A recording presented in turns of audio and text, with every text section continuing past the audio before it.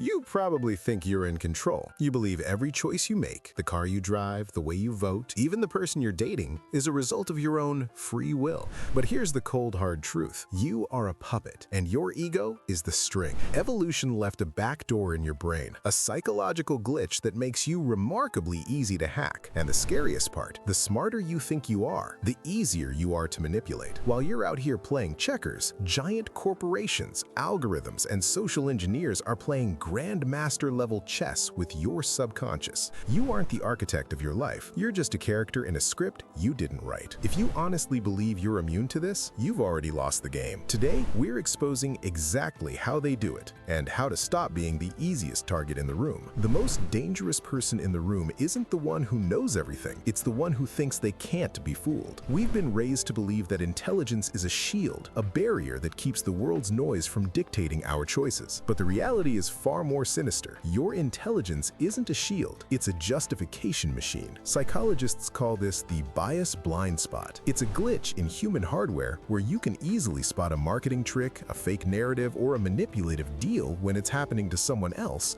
but you are completely blind to the exact same strings being pulled on you. In fact, studies show that high IQ individuals are often more vulnerable to certain types of manipulation. Why? Because when you're smart, you're incredibly good at rationalizing bad decisions. You don't just follow the crowd, you invent a complex, logical-sounding reason for why your choice is different. A master manipulator doesn't need to break your logic, they just need to feed your ego. They let you believe you reached the conclusion all by yourself, so you'll defend the lie as if it were your own child. You aren't being led by a leash, you're being guided by your own intellectual arrogance. You're so busy looking for the trap on the floor that you never notice the person standing right behind you, holding the map. To understand why you're so easy to control, we have to go back, way back, to a time when being different was a death sentence. Your brain is running on 50,000-year-old hardware that hasn't had a security update since the Stone Age. Back on the savannah, if the tribe decided to move left and you decided to move right, you didn't just have an opinion, you became tiger food. Elimination was the ultimate weapon of execution. Evolution didn't select for the smartest or the most independent thinkers, it selected for the ones who were best at fitting in.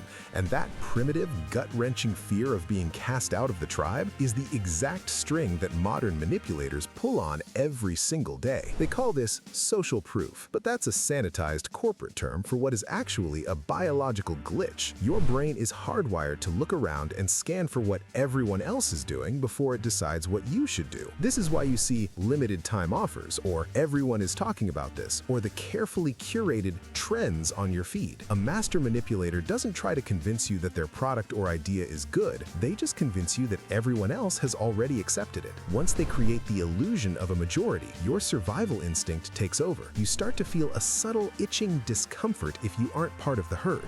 You buy the shoes, use the slang, and adopt the political takes, not because you actually like them, but because your subconscious is screaming that being an outsider is dangerous. The scariest part? The digital world has weaponized this tribalism to a degree your ancestors could never imagine. Algorithms don't just show you content, they build digital echo chambers, artificial tribes where everyone agrees with you. They make you feel safe. Then they point to the other tribe and tell you they're the enemy. Once you're locked into a tribe, the manipulator owns you. You will defend your side even when they're objectively wrong, simply because the thought of being exiled from your digital community feels like a physical threat. You think you're standing up for your values, but you're actually just a pawn in a game of us versus them, designed to keep you predictable. You aren't choosing your path, you're just following the person in front of you, terrified that if you stop, you'll be left behind in the dark. You think you're walking through a field of infinite possibilities, making independent decisions based on your own logic. But in reality, you're walking through a carefully constructed labyrinth where every turn has been pre-decided for you. This is the architecture of choice, and it's the most subtle form of control because it doesn't take your freedom away. It just makes sure you use that freedom to do exactly what the architect wants. The masters of manipulation don't tell you what to do. They just rig the environment so that their preferred choice feels like your own brilliant idea. The first weapon they use is anchoring.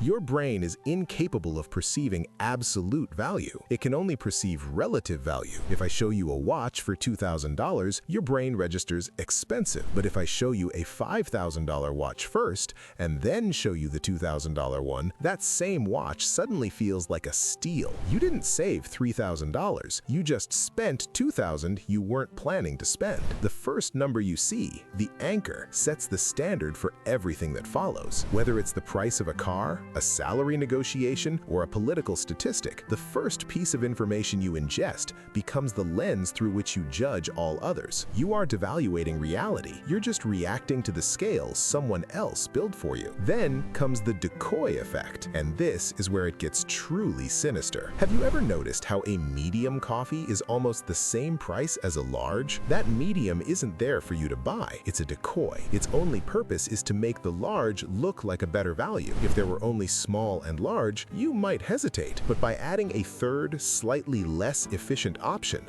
the manipulator creates a no-brainer decision. They funnel your logic into a trap where you feel smart for choosing the more expensive option because you beat the system. You didn't beat anything. You just followed the breadcrumbs directly into the cage. And the final layer is framing. The truth doesn't matter. The angle does. A doctor tells you a surgery has a 90% survival rate, and you feel safe. If they tell you it has a 10% mortality rate, you feel terrified. It's the exact same data, but the frame dictates your emotional response. Governments and media outlets use this every day to steer public opinion. They don't lie to you. They just frame the narrative so that the obvious conclusion is the one they've already chosen for you. You are being channeled through a psychological funnel, moving from one choice to the next, never realizing that the walls are closing in. You think you're the pilot of your life, but you're really just a passenger on a train that only goes to one destination. The only way to stop being a pawn is to stop looking at the choices they give you and start looking at the person who's handing them out.